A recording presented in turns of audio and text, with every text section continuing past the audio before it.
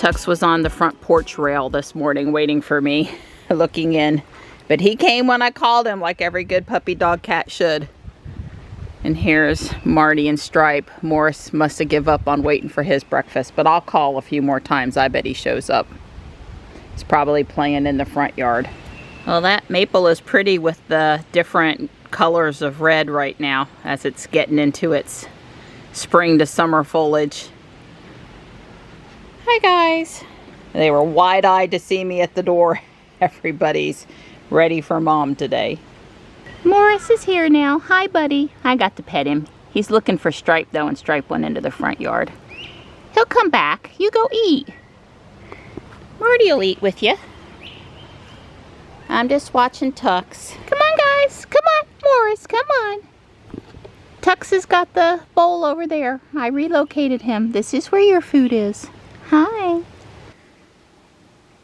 So this is what the Easter Bunny brought at our house.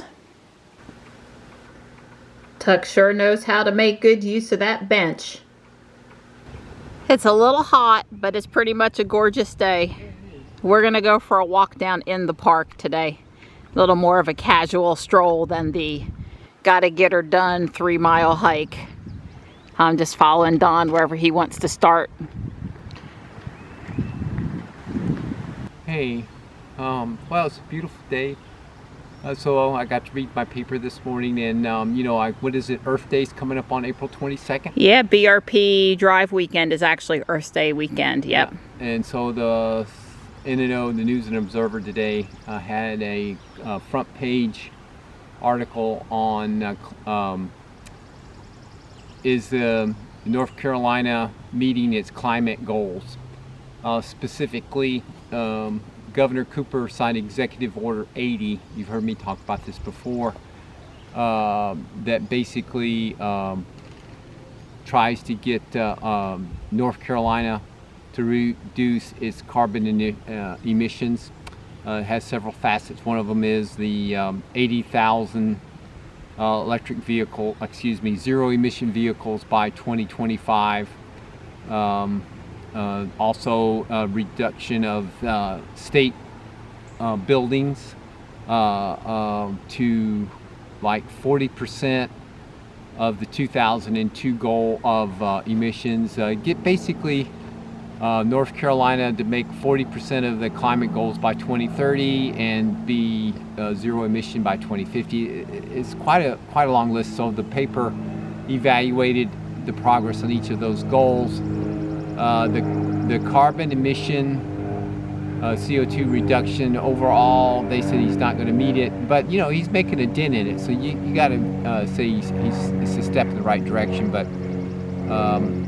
meeting the carbon objectives, not quite. Some of the building goals he's going to make or miss. It's kind of very broad. The one that is going to be made, that they did spend a little bit of time, they had several other articles that went along with it, was the zero emission vehicles. The 80,000 goal, everybody concedes now that that's going to be easily met, and then he's already extended that to be 1.25 million of zero emission vehicles by 2030, and they said that could be challenging. But to his credit, you know, he did at least, you know, put that stake in the ground, which is what the paper called it. There was a companion article about the dealers, and that they're all in on EVs, but they're resolute in fighting the direct sales model. That they've doubling down on that, and they're adamant that the only possible reason that they would ever insist that dealers be part of the future of electric vehicles is because it protects the consumer. They're not in it for their own benefit whatsoever. They're purely altruistic, in it for the good of humanity.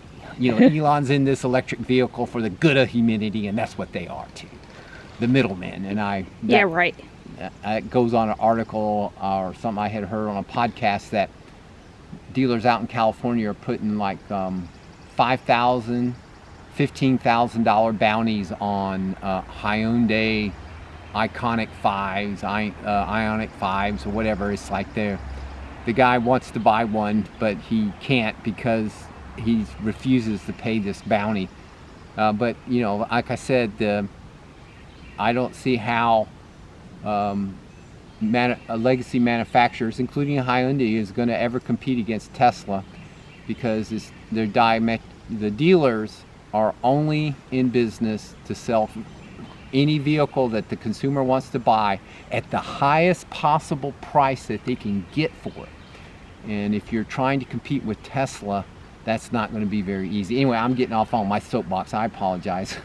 Well, I think the dealer thing is important to everybody, whether you're trying to buy a direct sales car or not. Do you really want these people? It gets my blood pressure up. Yeah, mine too. The article did say, getting back more factual instead of my venting, they did quote the Rivian, said that they weren't going to open a plant in North Carolina because of this law. They also quoted from the lady who's in charge of some climate particular thing, and they felt that the 125, the 1.25 million vehicles is a threat. What might the direct sales model might help, that the dealer model might should be reconsidered. They didn't say to get rid of it. They said that that law may have to be revisited. So that was interesting. And then the other thing is there were two more interesting things in it, and it gets back to what the governor should have done. And it was one of the comments that I had when I was fortunate enough to participate in one of these roundtables with a representative from the governor's office that was supposed to collect feedback from from people who are interested in this topic. I was able to join, and one of the things that the two things I said, one of them was, and they're both the things I felt the governor has dropped the ball on, so if he would have paid attention to what I said, he might be in a different position. The first one is that the building codes, that he's done nothing for the building codes. It just so happens that a major new development in Chatham County where, I mean, this is big. This is literally hundreds of thousands of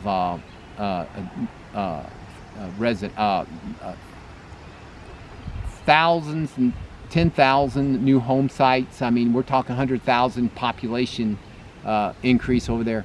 That the home sites, the builder put in electric vehicle charging in the homes. He facilitated. I didn't get into any detail exactly how they did it, but they at least considered when they built the new homes that electric vehicles are coming, and that they felt that the younger buyers, which is their marketing towards, they're thinking of the future too, and so having relatively easy installation of electric vehicle charging was good. And they also, some of the community shopping areas, planned shopping areas, they put in DC fast chargers. So that was positive. And I had told the governor's representative that I think the governor needs to put that kind of thing into the building codes, try to use his arm twisting ability to get the building codes that new construction has some thought given to electric vehicle charging.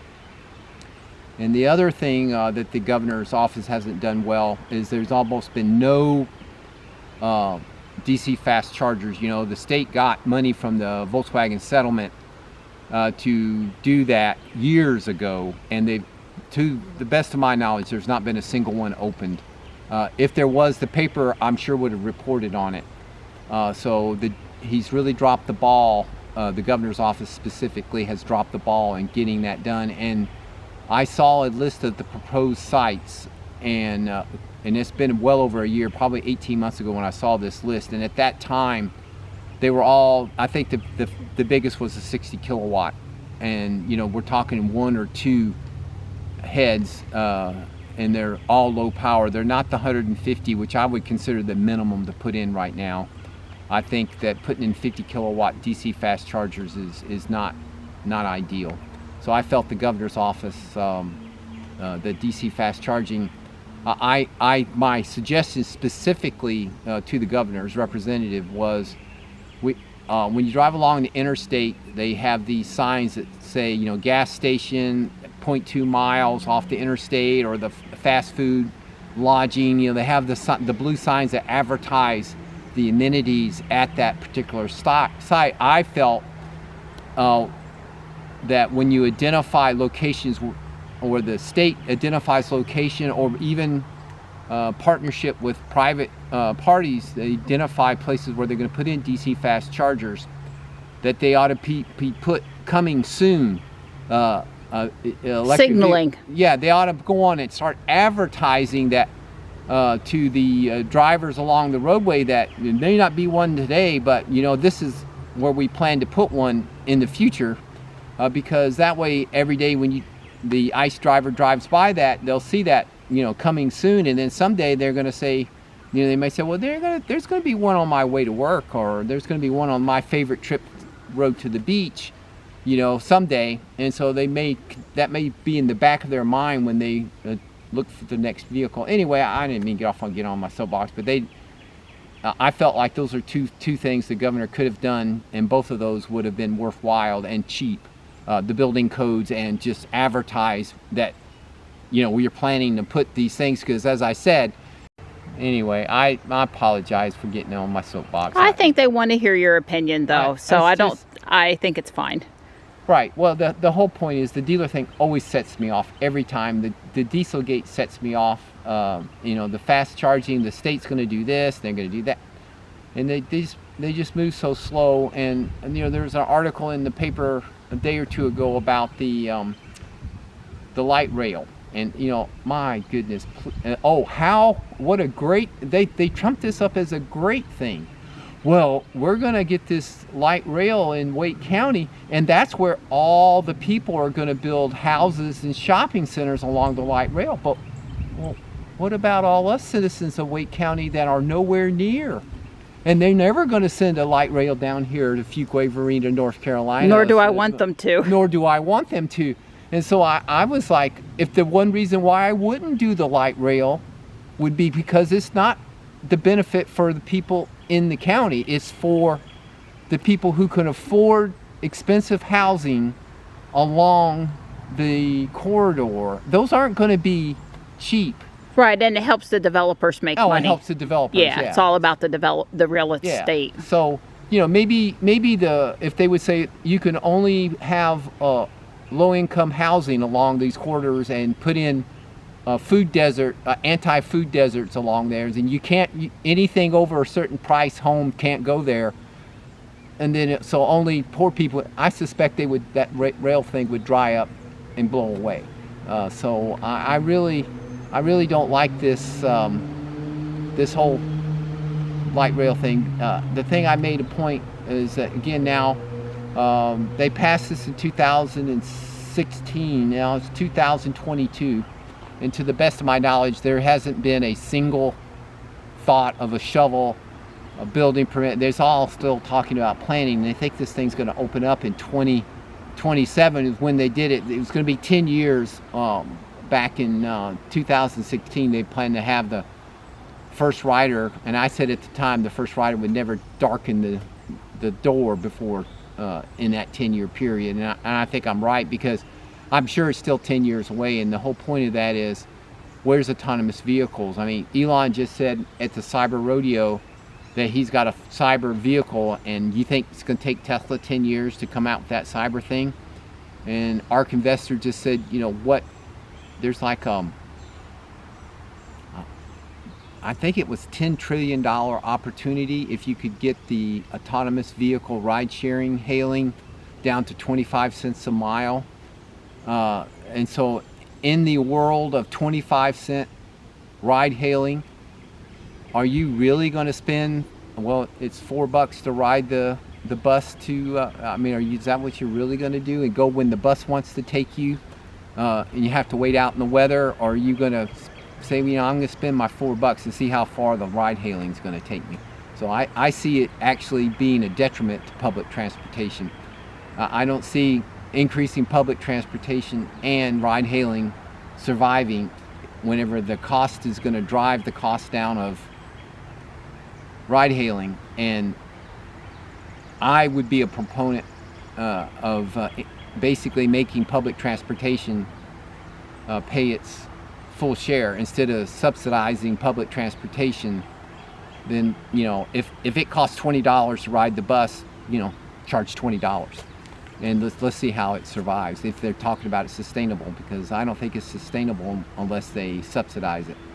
And anyway, I'm getting off on again another one of my soapboxes. I'm sorry.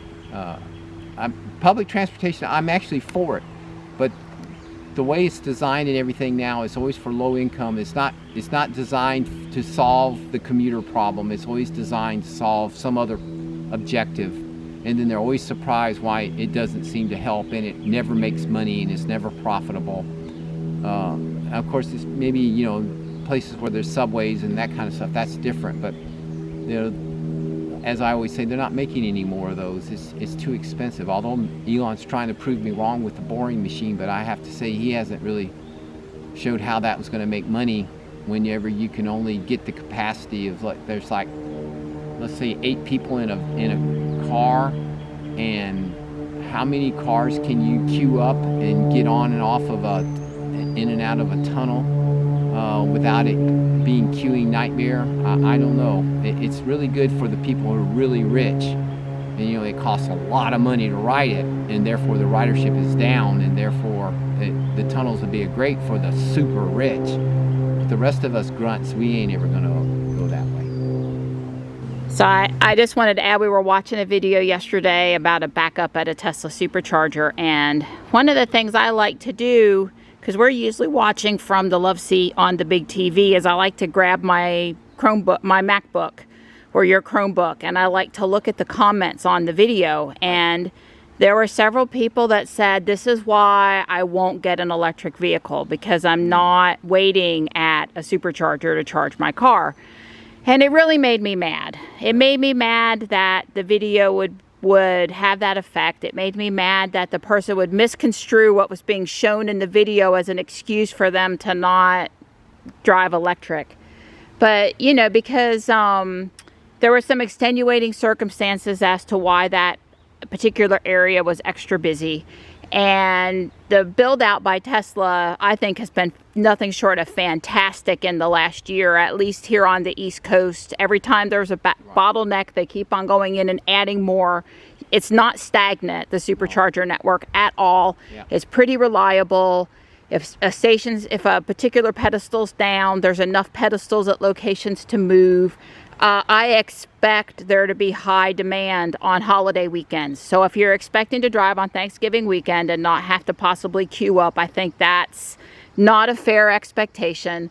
You do most of your charging at home. I mean, there's just so many things, but I thought to myself, well, we really have to be careful as, you know, YouTube influencers, which, you know, you and I aren't really big enough to be much of an influence, but some people are, that you got to be careful what you put out there, because...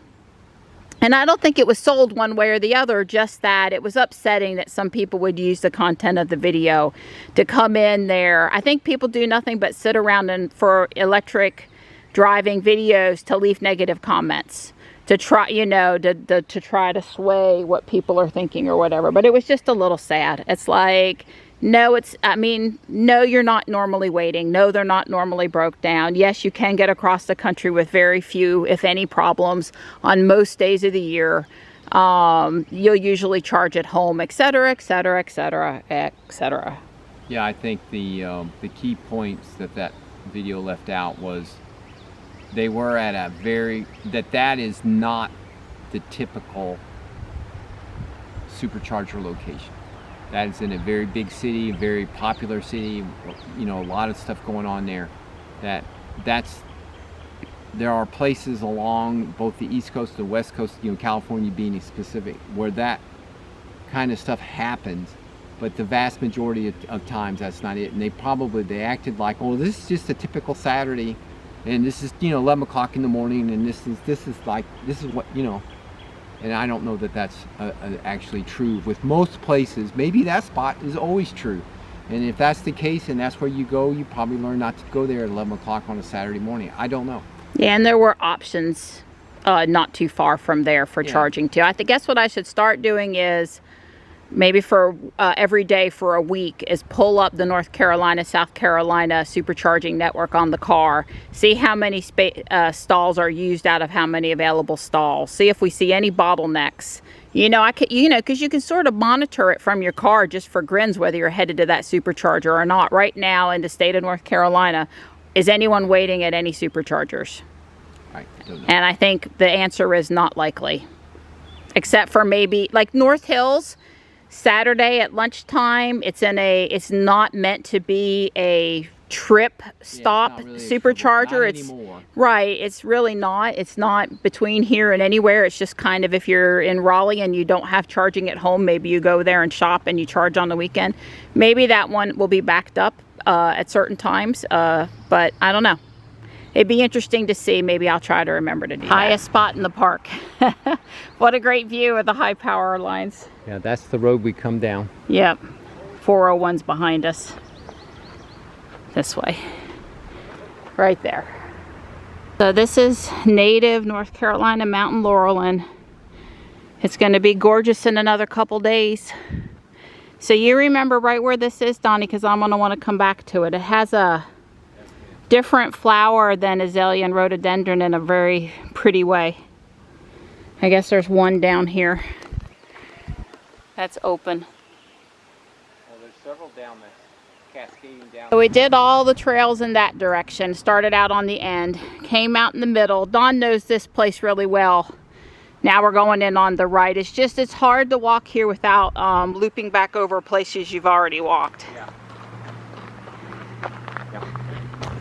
That is so pretty, the sun coming down, filtering through those pretty new spring green leaves.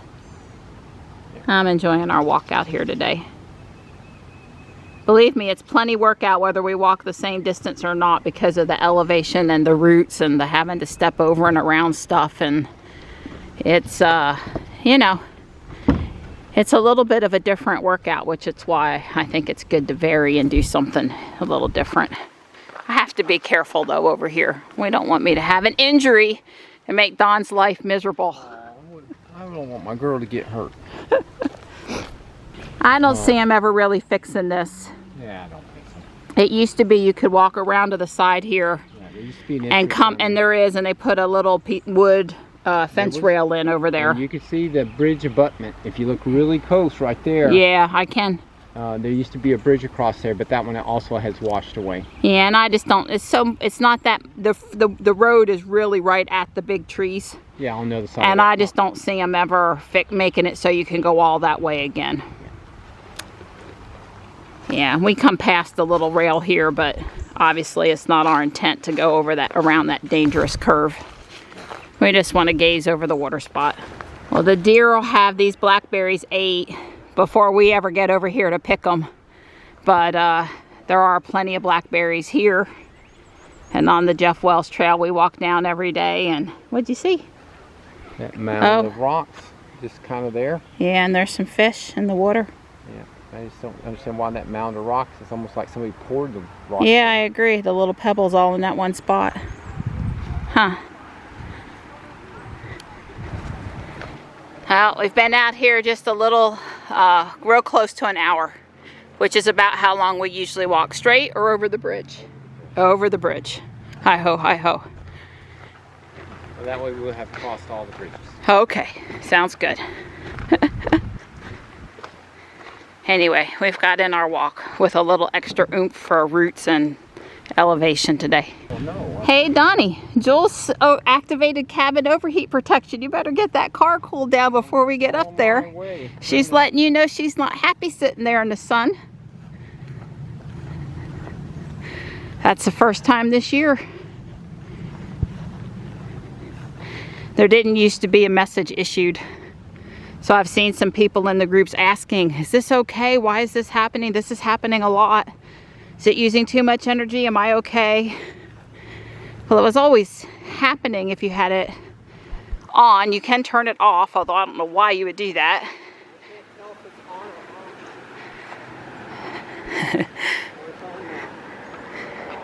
Good. I don't have my glasses that on. heat pump will. See this? You see Yeah, the it used to be little blue squigglies to tell you cool air. Yeah, the blue squigglies telling you cold air was pumping is what I was expecting. I did crack the vent, so the windows are cracked. Okay. I hear her. She's letting you know she's hot.